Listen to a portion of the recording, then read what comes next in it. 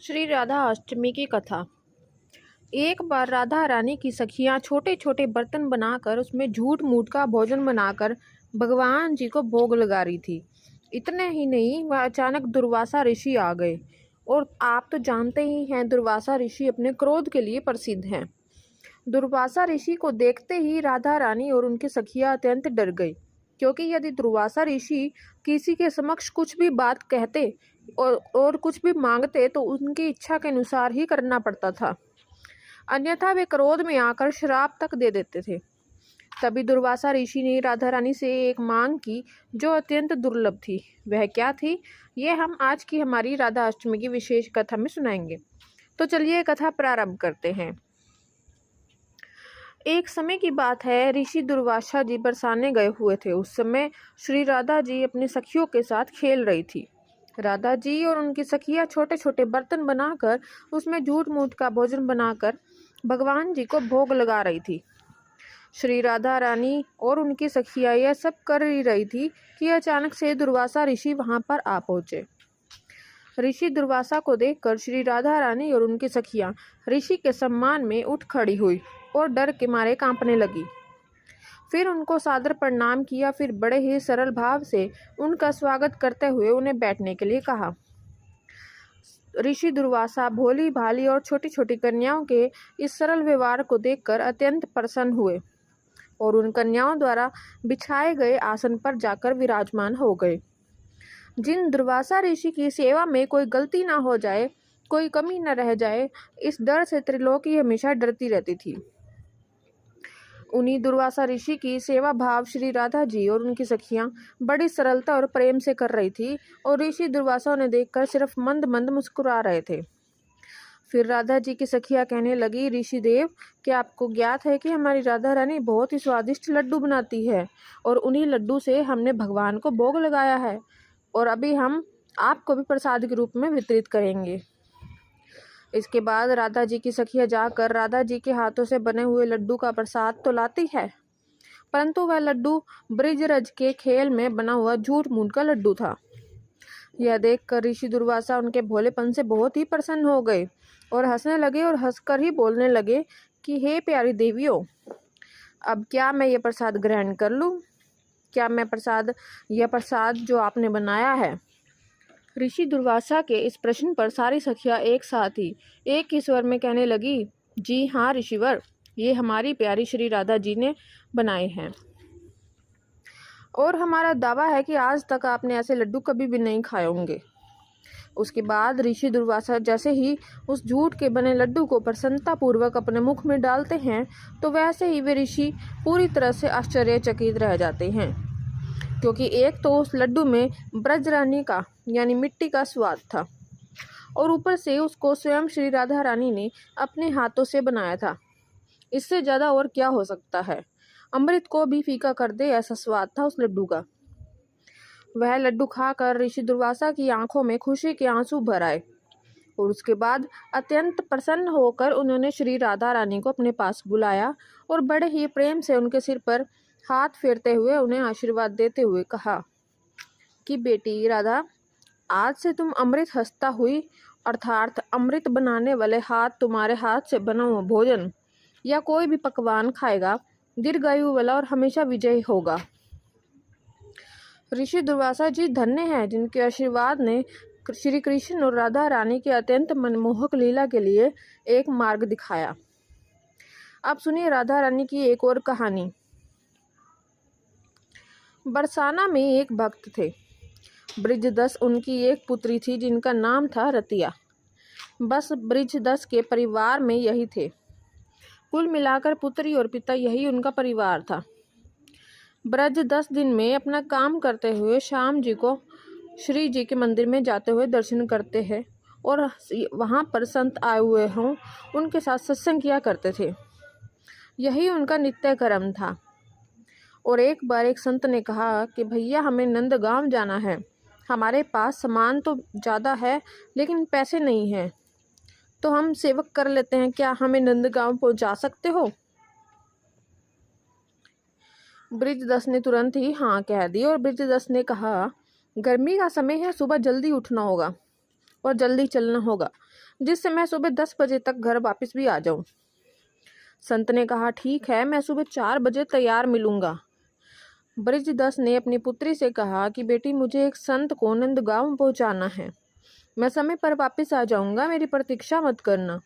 अब बृजदास जी सुबह 4 बजे राधे राधे करते हुए नंगे पांव संत जी के पास गए, जिनका सामान उन्हें पहुंचाना था।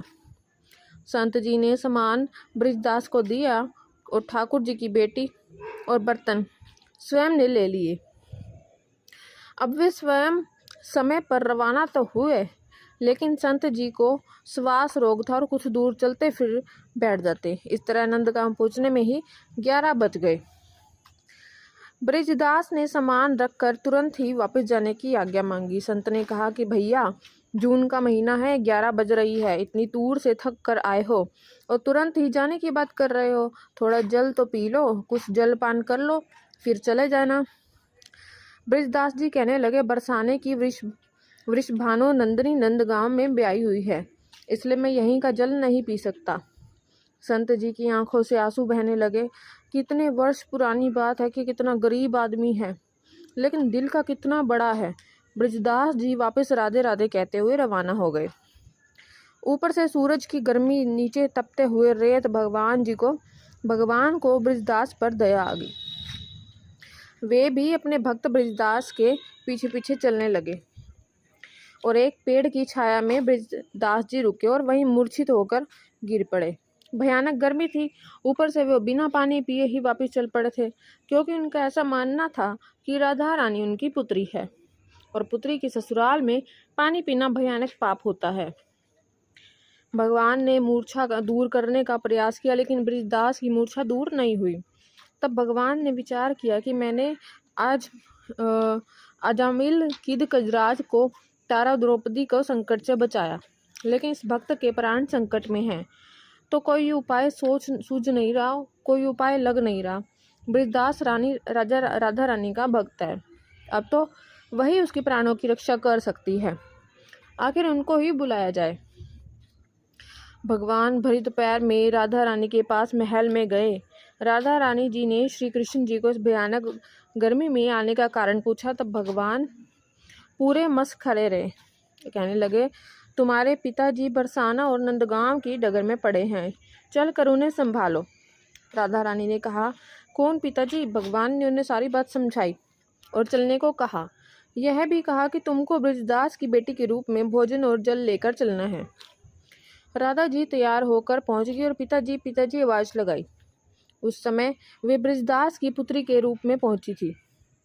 बृजदास जी ने सुना कि उनकी पुत्री ने उन्हें आवाज़ लगा रही है और तुरंत नींद से जाग गए और बेटी के चरणों में गिर पड़े कि बेटी, आज तू नहीं आती तो मेरे तो प्राण ही चले जाते। फिर बेटी ने कहा कि आज पता नहीं क्यों तुझे बार बार देखने का मन कर रहा है। राधा रानी कहने लगी, माता पिता को अपनी संतान तो अच्छी ही लगती है, तो पिताजी अब आप भोजन ग्रहण कर लीजिए। बृजदास जी भोजन पाने लगे तो राधा जी कहने लगी, पिताजी घर पर कुछ मेहमान आए हैं, मैं उनको संभाल लूँ, आप आ जाना कुछ दूरी के बाद। राधा रानी अदृश्य हो गई और बृजदास जी जो भोजन कर रहे थे, उन्होंने अपने पूरे जीवन में कभी ऐसा भोजन नहीं पाया था। भोजन करके वे अपने घर की तरफ चल पड़े। तब अपने घर पहुँचे तब शाम हो चुकी थी और जाते ही अपनी बेटी के पैरों में गिर पड़े। बेटी ने देखा तो आपने पिताजी को उठाकर कहने लगी, पिताजी आप ये क्या कर रहे हो? बृजदास जी ने कहा कि बेटी, आज तुमने भोजन और जल लाकर मेरे प्राण बचा लिए, अगर तुम नहीं आती तो मैं आज जीवित वापस नहीं लौटता। बेटी ने सुना तो हैरान हो गई और कहने लगी, नहीं पिताजी, मैं तो यहाँ से कभी गई ही नहीं। बृजदास ने कहा, अच्छा बता मेहमान कहाँ हैं? बेटी ने कहा, मेहमान? पिताजी, हमारे घर तो कोई मेहमान नहीं आया। अब बृजदास जी के समझ में सारी बातें आ गई थी। उन्होंने अपनी बेटी से कहा कि बेटी, पता है तुम्हें आज क्या हुआ? आज तुम्हारा ही रूप में राधा रानी के दर्शन मुझे हुए थे। और जब बेटी को यह बात पता चली तो समझ गई कि राधा रानी ने आज उनके पिताजी पर प्रसन्न होकर उन्हें साक्षात दर्शन दिए थे। ऐसी है राधा रानी की महिमा। अगर किसी भक्त पर राधा रानी की कृपा हो जाए तो फिर वह अपने भक्त के लिए कुछ भी कर सकती है। जैसे राधा रानी बृजदास जी की पुत्री बनकर उनके समक्ष प्रकट हो गई। प्रिय भक्तजनों, भक्त के सागर में गोता लगाते हुए आप श्री राधा रानी की एक और दिव्य कथा का पान कीजिए। भगवान श्री कृष्ण के वाम भाग में परम शांत, परम कमनीय मूल प्रकृति रूप में श्री राधा जी प्रकट हुई। श्री कृष्ण के अर्धांग से प्रकट होने के कारण ही वे श्री कृष्ण के स्वरूप ही है। वे भगवान श्री कृष्ण की अलास नई शक्ति है। उनकी शक्ति से ही भगवान श्री कृष्ण की प्रत्येक लीला संपन्न होती है। एक बार श्री राधा रानी अपनी सखियों के साथ ग्वर वन में खेल रही थी। तभी दुर्वासा ऋषि अपनी शिष्य मंडली के साथ श्री राधा रानी के दर्शन और उनके हाथ से प्रसाद ग्रहण करने की लालसा से वहां आए। श्री राधा रानी को सखियों संग खेलते देख वे अपने सौंदर्य रूप को निहारते ही रह गए और मन ही मन उनकी स्तुति करने लगे कि वृज के वनों में विहार करने वाली श्री राधा रानी का मैं वंदन करता हूँ, जिनकी कृपा के बिना कोई भी श्री कृष्ण को जान नहीं सकता। एक बाबा को इस तरह से एक टक देखते रहते हैं श्री राधा रानी डर गई और रोती हुई अपने सखियों के साथ वृषभानु महल में जाकर माता कीर्तिंगा के आंचल में छिप गई।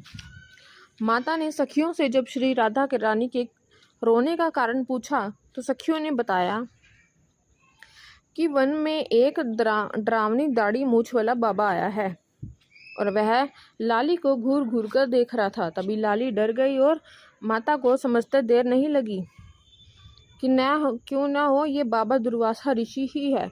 इसके बाद माता श्री राधा और सखियों के साथ ग्वर वन में चली गई और दुर्वासा ऋषि को श्री राधा और उनकी सखियों सहित अपना परिचय करवाया। दुर्वासा ऋषि ने प्रसन्न होकर श्री राधा को सौभाग्यवती और चिरंजीव होने का आशीर्वाद दिया।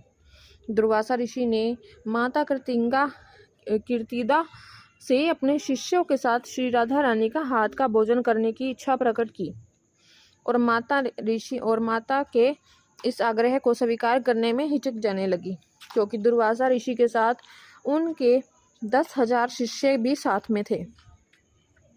दुर्वासा ऋषि बहुत ही क्रोधी माने जाते हैं। क्रोध में आकर वे कुछ भी श्राप दे डालते हैं, लेकिन श्री राधा ने दुर्वासा ऋषि के आग्रह को प्रेम पूर्वक सहज स्वीकार कर लिया और अपने सखियों के साथ अतिथियों के भोजन की तैयारियों में जुट गई। श्री राधा ने अपनी सखियों के और श्री राधा सरोवर से रज अर्थात मिट्टी लाने की आज्ञा दी और कुछ ही देर में सखियों के युद्ध ने रज का ढेर लगा दिया। तब श्री राधा ने सखियों को उस रज से छोटी छोटी गोलियां बनाने की आज्ञा दी।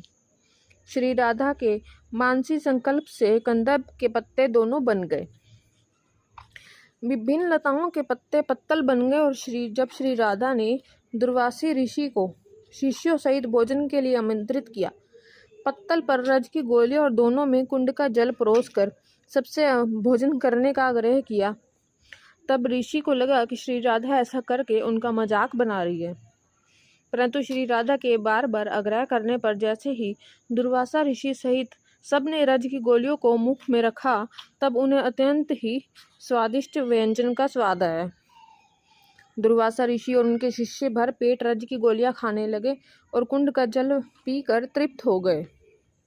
ब्रिज बरसाना के रज कड़ों के समान तो वह खूंट भी नहीं है, क्योंकि यहाँ की भूमिका चप्पा चप्पा श्री प्रिय प्रीतम अर्थात श्री राधा रानी के कृष्ण के चरणों चिन्हों से मंडित श्री युगल जोड़ी के प्रेम सिंधु का अद्भुत रस कण कण में बसा हुआ है। उनके दिव्य अंगों की खुशबू भी यहाँ की दिशाएं सुवस्थित है। उनके वेणुनाथ का माधुर्य यह जड़ चेतन सभी के मदमस्त कर रहा है। ऋषि मुनि इस रस के लिए सदा लालतम होकर श्री राधा रानी को आशीर्वाद देते हुए कहा, राधे, जो भी तुम्हारे हाथ से बना प्रसाद ग्रहण करेगा वह दीर्घायु हो जाएगा। ऐसा आशीर्वाद देकर दुर्वासा ऋषि अपने कई शिष्यों के साथ वहां से चले गए। जब माता यशोदा को दुर्वासा ऋषि द्वारा श्री राधा रानी को दिए गए आशीर्वाद का पता चला तो उन्होंने नंदगांव बुलाया और श्री राधे से आटे के लड्डू बनवा कर अपने लल्ला श्री कृष्ण को खिलवाया। इस तरह मैया यशोदा ने अपने पुत्र के चिरंजीव होने का उत्सव मनाया। सारे ब्रिज में बस यही घोष हो रहा था, पाही चरम ब्रिज राजकुमार अमानत शिशो सुकुमार अर्थार्थ रे सुकुमार बालक रे ब्रिज राजकुमार तू बड़ा होकर चिरका तक हम लोगों की रक्षा कर। हरे कृष्णा, जय श्री राधे। यह थी आज की कथाएं। अगर आपको अच्छी लगी हो तो वीडियो को लाइक, कमेंट बॉक्स में राधे राधे लिखकर इस वीडियो को ज़्यादा से ज़्यादा लोगों तक शेयर कीजिएगा। धन्यवाद।